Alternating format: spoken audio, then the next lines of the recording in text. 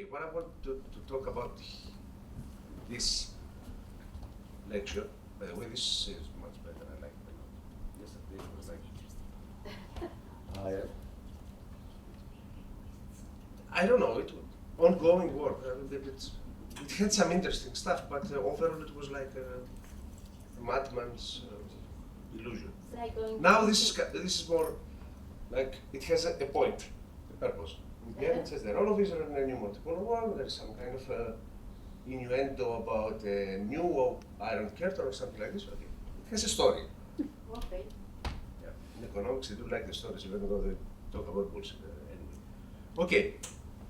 A very brief historical. What I want to say in this presentation is how, if there is something else aside from the well-known events that took place in February onwards, if there was some background on this kind of military deployment and all of the stuff that went on in February, and when it started actually, this kind of well-known stuff I would run through quickly, and at the end I want to make some kind of a point of some kind of an underlying project or some kind of an underlying purpose that has been played by many players in a multipolar world and multiple actors, Asia, wherever countries, and what is the role of Israel? That's what interests me more in this case, because Israel could have a lot of different. It's a play field for Israel, and for the better good. I'm not talking about I'm not talking about a war conflict engagement, something like this, but for the better good. It can be. That's what I had in mind. I don't know if it's realistic. Okay, so some words. In February we had this crisis. Okay, the deployment of NATO was like we had the air force that was enhancing Ukraine, the east wing of NATO Shield. We had also in the sea, so there was a lot of military. The environment was heating up. Okay. We had in Poland the anti-missile shield, and it was enhanced as well, confront any potential threats, which was the doctrine of NATO. And the thing is that okay, the NATO anti-missile was deployed, and that was the case, or maybe some kind of higher stakes play out in the background, or in the backstage, always they do, but which are more important or not. So I kind of made a parallelism with the Iron Curtain, so we somehow kind of, but I also read it from some books or from people that are specializing in special political science, that there might be some kind of a nuclear curtain arising. Not exactly, but the traits are not exactly similar as the Cold War era. So in this case, Russia will or withdrew already. I'm not sure about this. Political scientists know more. Already or will withdraw. I'm not sure from CTBT or not. Yes, and initiate some strategic nuclear exercises around Ukraine, and it seemed like. But in the end, it's not, in my view. Like the thriller similar to the Cuban crisis, there was some kind of this heating up, starting up, or the period of the Cold War. And in '62, what was kind of, not the resolution, what was the historical path? Let's say it was the US withdrew. There was some kind of this consensus, they withdrew their nuclear weapons from Turkey, from Incirlik base, and then Soviets backed down. And such that. So to avoid some kind of the nuclear conflict, which was the absolute terror. And of course there were political developments inside the US and of course outside. So what is interesting here in terms also of the military aspect of this, but also it is practically interesting and maybe worrying. From a military point of view, the fact is that the strategy now that is developed can intercept supersonic nuclear missiles. Okay, so the NATO Shield, the whole deployment of NATO is capable of doing that. The problem is that there is this ability on the side of Russia to have these ultrasonic missiles. Ultrasonic and supersonic is like 5 Mach, 5 times the sound of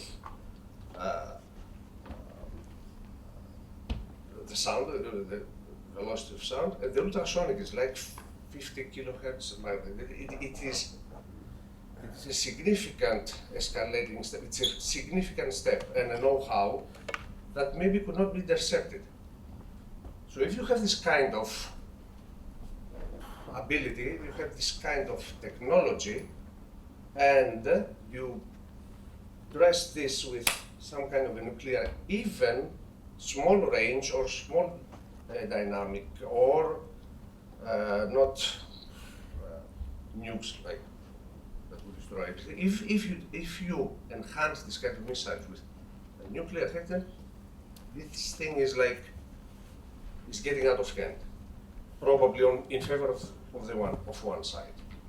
So the only solution, strategically speaking, or military-wise, is to intercept any kind of this, the NATO Shield. I mean, it is the only option. There's no other option. During the boot launch, okay, when it's relatively slow and easily detected by the radiation they emit. So why is this important? Because there is, I talked yesterday about games or conflicts. This is crucial. This is very important. This signifies some kind of a quality upscale, which would be very, very worrying. So there is actually no way, until now, of course there is this, we have this India, China missiles that are also ultrasonic, but the problem is that NATO has kind of a defect, has kind of a deficiency in this aspect. In terms of conventional weapons, of course, NATO is supreme. There is no comparison. So this congregation in February looked like the East and West Germany, the armored vehicles and the history, not the history, of course, I'm 48, I have read it. So at that point, the nuclear war was imminent, but they avoided. So the game was, stopped. Okay, at the cost of the Cold War era, of course, but we avoided the nuclear disaster. Okay, here the pretext is this. I think it's all about nuclear casus belli. So this is something that worries me a lot. And especially after the annexation of Ukraine, if we go deep and delve into what's going on and what's behind this kind of thing, and why actually the temporal aspect, temporal dimension, why Russia now, what was the thing, what triggered this whole thing? The nuclear energy from Ukraine covers more than 50% of its overall energy, okay, in all sectors. The undisclosed detail was that this, you cannot have nuclear fuel, it was supplied by Russia, okay, before the annexation, of course. Now, Ukraine gained independence and, more importantly, acquired the autonomy and the know-how on nuclear technology. Of course, that does not necessarily mean that we are going to act, as a global actor is not going to be Iran, maybe. But the thing is that now Ukraine has the autonomy. Russia is in a trouble. That's exactly what Kissinger said. That might be a tipping point in this kind of thing. Now so Ukraine is disentangled, let's say, this joint forces with Russia, and now actually they could get the suppliance, the procurement of all this material from allies, NATO allies. Now, the Budapest memorandum was this, there was a gray area about all this, it was not evoked, even though there was the possibility of NATO, and wisely so, I think, claiming that this would be something like the World War III. Now, after the Crimea annexation, we had this revisit of development of nuclear weapons, and now we have the last decade's escalating period. Now, the nuclear plants and the nuclear power inside Ukraine is of utmost importance. So now we have Russia realizing that Ukraine is no longer dependent upon Putin's, anyway, regarding its procurement. Now, the last 7 years, it was that. So evidently, Russians consider that their closest adjacent country would dynamically evolve into their, I don't know, illusion, and the mind of the Tsar. And at the same time, NATO was enforcing its shield. Now, the sphere of influence dogma, many times we have heard about this, also Kissinger was talking about this in Davos, and all of this stuff. Anyway, matured very quickly. Now, that might be a blueprint of the Cuban crisis, but in another context. The pretext, of course, was this historically, I don't know how to unfund, anyway, this pre-post illusionary mega I don't know, plan of the rejuvenation of the Soviet Union by Putin's to conduct this liberation campaign, blah, blah, blah, for the system entity. But why now? Now why? Because the set of 15 functional nuclear reactors providing 52% of its energy supply, 160 miles from the separatist regions, Zaporizhia and Chernobyl, and that's why there is this kind of thing with Zaporizhia. It's all, we have a thriller going on, even now that we're talking about it. Now the real threat emerges, a hit to those plants by the Russian army, or some kind of a sabotage by them, or a nuclear waste arson or whatever, should and would lead to the intervention of the Security Council. And the IAEA, it is now that we are speaking, it's already, this mission is already in progress. Now the energy crisis now that followed up, the forefront of the discussion was, remember, we have this kind of idea of this green transition and everybody, the energy forms, and with this energy crisis now, we've got something like the nuclear energy out of the fridge. Many countries, big countries like Turkey, Germany, France, Canada, Russia, they're utilizing the nuclear energy. But now the lack of energy, well, there is now again this concept of going back to what we thought it was efficient, but it was very hazardous or dangerous. But what shall we do? There is also the political consequence. How do you sell this to your people? How are you going to? Now we were heading to a, decarbonizing. Now we recarbonize the mix. We had a footprint. We had an energy commodity exchange. What is happening now? The only way forward is nuclear power or not. And by the way, by ESG standards, newly developed or newly planned or replanted or innovated plants are ecologically conscious. So there is no such thing, or the risk is very, very low than it was in the past. Now, which are the wholesale now, or the retailers, who face the downside risk? Now, the governments have to think out of the box, which is something that I don't think never happened.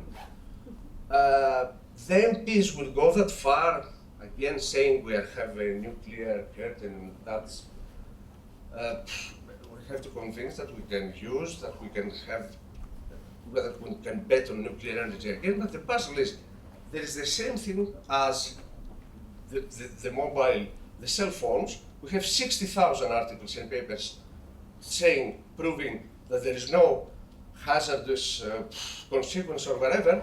And if you ask people all over the world, in their societies, close societies, or the families or whatever, everywhere, they still have some kind of a concept that, yeah, but you know, don't overdo it because it might. Even though we have over 60,000, I just downloaded this from a database. I think it's over 100,000. So there is no question about it, but the nuclear power also is one of the most investigated topical subjects. I mean, reminding that Kissinger, when he was a scholar at Harvard, at the 50s, he was a scholar on nuclear energy. I didn't know that, by the way. I read it. He was not in political science. I thought he was. He was a scholar initiating his research career on nuclear energy and its potential and perspectives. So we have 60 years, 70 years of knowledge, accumulated knowledge. Now, the thing is that, why are we worried? What's the worriness behind this? The nuclear waste is important.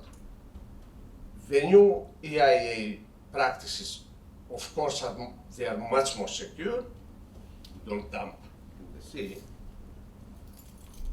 The nuclear waste, those of them are short half-time, it's okay, but they are really relatively non-hazardous, the ones that die out in million years, so it's fine. The problem, the core material, which is uranium, can be stored and depleted without hazardous emissions. So besides, we have any fossil fuel, of course, there is also the danger from the conventional energy sources.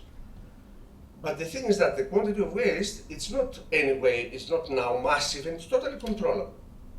However, even in this case, specifically in welfare conflicts or imminent welfare conflicts, the risks are there, that's true. But the risk is the regulation of the percentage of uranium enrichment. Okay, that was, the discussion back in Iraq and all of this stuff.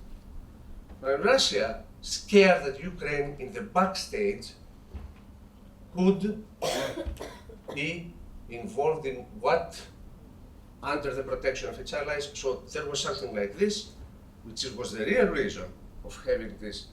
It was not the dogma of, sphere of influence, rather than this actually. And I'm connecting this with the anti-missile system and the ability they do have as the Russian military to launch this kind of stuff that cannot be intercepted.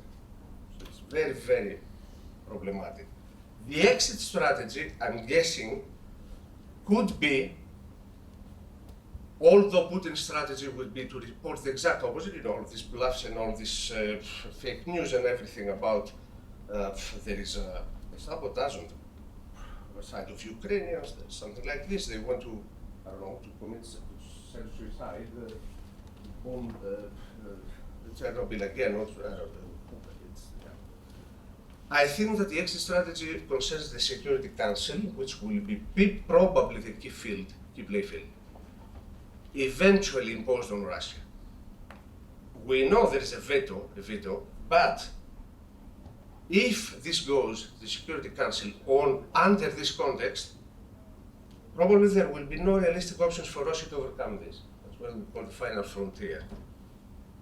Some experts are calling it.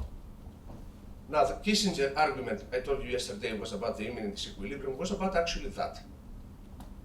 So that was the hint from his latest interviews or books or whatever. We have the source by him. Remember I told you about the triangulation strategy that cannot now work because we are not in a in a game, of two adversaries. We are in a multipolar world, so he knows immediately that now there is no way to implement previous policy over 50, 60 years. And of course, as I told you yesterday, you cannot split all these new polars apart. You can do what you can do to accelerate. We have a purpose, something like this for the greater good. That's the issue. Taiwan also is a thing that Kissinger thinks that will also create some kind of disequilibrium and a problem, which will be combined with the problem we already have on the Russia side. So stability will be something like infeasible. He did not actually he was not actually in favor of this strategy by NATO, but now he says, in Davos he said, one way or another, now we have done it, Ukraine has to be treated in the aftermath. No, we have to go to go and click forward. It's done, now what we do? And there is, according to his expert, 99 years old, of course, it's a century of experience, it is an unsolved problem, according to him. We have all to small states, meaning that Ukraine is something like this, is someone caught in the middle of a dogfight.